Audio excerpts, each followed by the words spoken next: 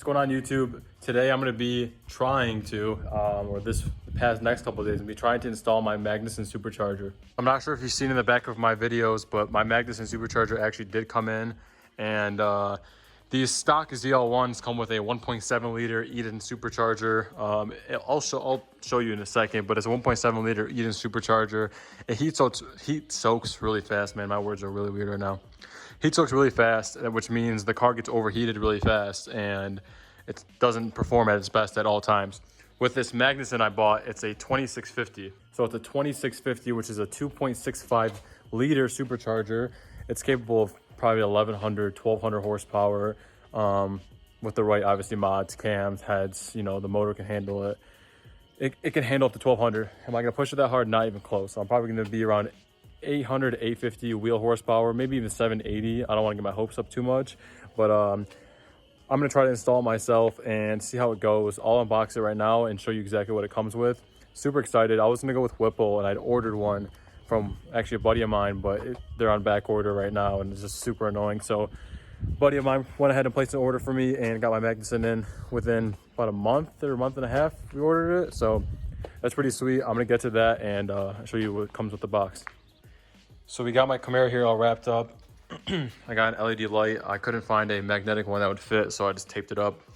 But car's ready to be taken apart. Got my magnetic tool thing to get all my nuts and bolts on there so I don't lose any. And right here, I have a couple of the superchargers. So I have a Magnuson 2650 and a Whipple 2.9 liter. So that's a 2.65 liter. This is a 2.9 liter. Whipple Supercharger, Magnuson Supercharger, big difference. This is a 2.9 liter, so it's bigger, but the Magnuson 2650 is supposed to be more efficient, and this is actually what I'll be going with on my car. I went ahead and ordered this, or got this from a buddy of mine. He actually got it from Whipple, and had it for a C7 and had an issue with it, and sent it to Whipple, and basically he's like, hey, listen, you know, if you want to pay for what it costs to get it repaired, a little bit extra, it's yours. So I ended up buying it. Whipple was like back ordered. So during that situation, I was like, you know what, screw it, maybe I'll just sell it when it comes in. And I ordered a 2650 and from Magnuson, and that's what I'm gonna be going with here. It's supposed to be more efficient. I don't need the full power for the car. Like this Magnuson will make like 1200 wheel horsepower without you know, any nitrous or anything like that. So just boost only. And this Whipple will probably make around 1050, 1050, maybe 1000 horsepower. I honestly can just go with the Whipple, but regardless of it, it's more efficient. It's a newer blower. I want to go with that. This I already have sold to a buddy of mine in Florida, so I'm gonna get that shipped out here. I just wanted to get a video. I never really do this kind of stuff myself. I'll do like an exhaust myself, an intake myself, maybe a throttle body. Never really done a blower before, injectors I've done before. I just figured I'd do it myself. Right now, everyone's quarantined. We've got all this time on our hands, so I figured I'm just gonna do it myself and see how it goes. Any mistakes I make, you know, it's not gonna be that big of a deal.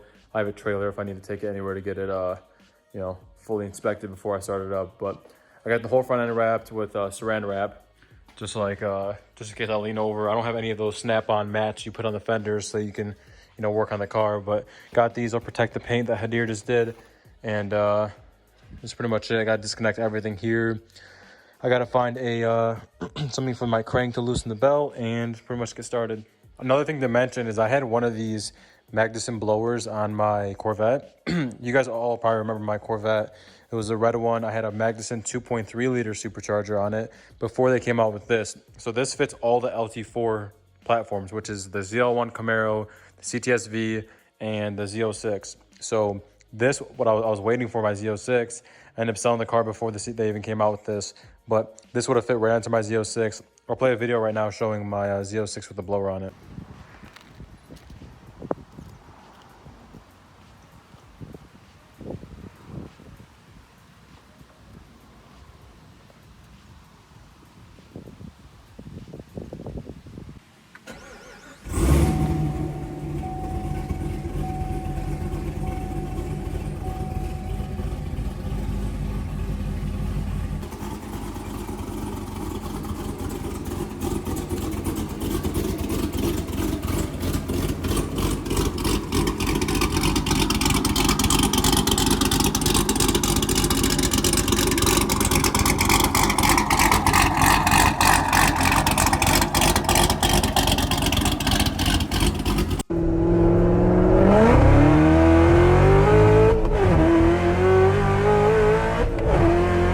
So it was fast and it did it what it needed to do.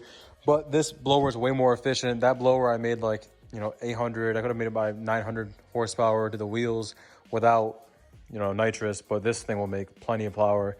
But to the Whipple here, I had a Whipple on my Mustang, and a lot of you guys know on my YouTube channel, I had a really fast 900 wheel horsepower Mustang. I had a Whipple 2.9, but it was a different style. So the reason they make them more flat like this is to fit under the hood of these cars.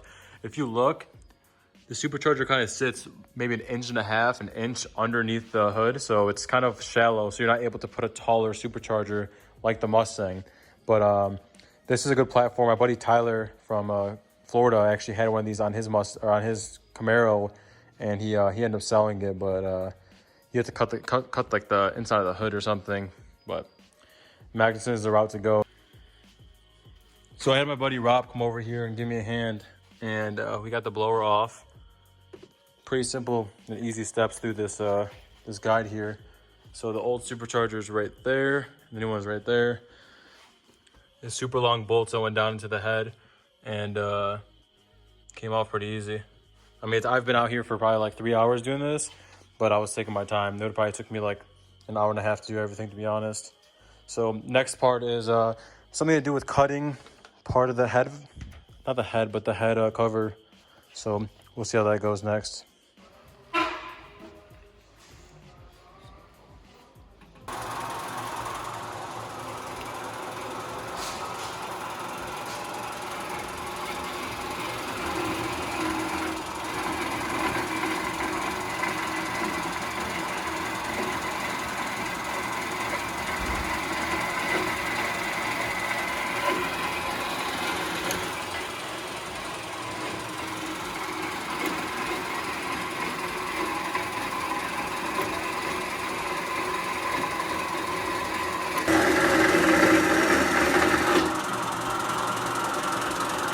So what you guys saw there is the cutting was we're cutting the valve covers because they don't clear the Supercharger. The Supercharger is so wide that the valve covers block off where it sits.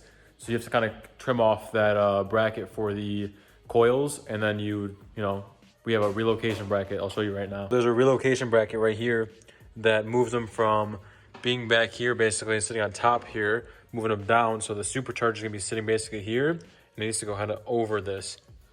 I just took the lid off the Supercharger here, and you can see how much bigger the intercooler bricks are versus the stock blower. Not to mention the stock blower, put my hand on it there, versus this. So it's pretty sweet. The garage here is a huge mess, and it's been a couple days since I've been working on it. And as soon as I start working on it again, what happens? I drop a bolt down underneath the car, so I have to go and take the under panels off like the third time so far, laying on the ground there. There's bolts everywhere, and I had to take the under panels off. And the weird thing about these cars is the under panels, there's none.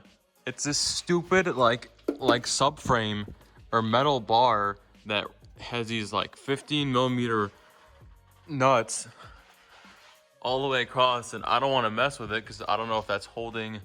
Yeah, it's the engine. It's sitting on the motor mount. You can see this little subframe sitting on the motor mount. I think this is the motor mount right here, and I don't want to drop that to find a bolt.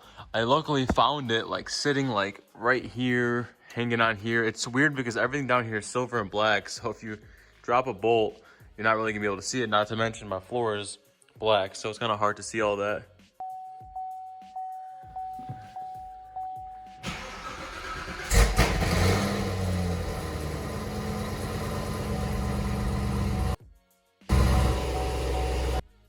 First startup, open then close driver's window.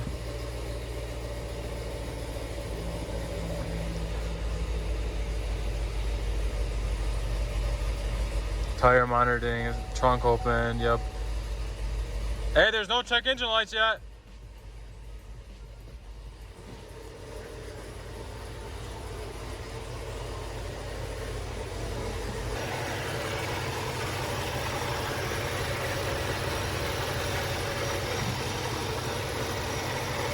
Blower's noisy.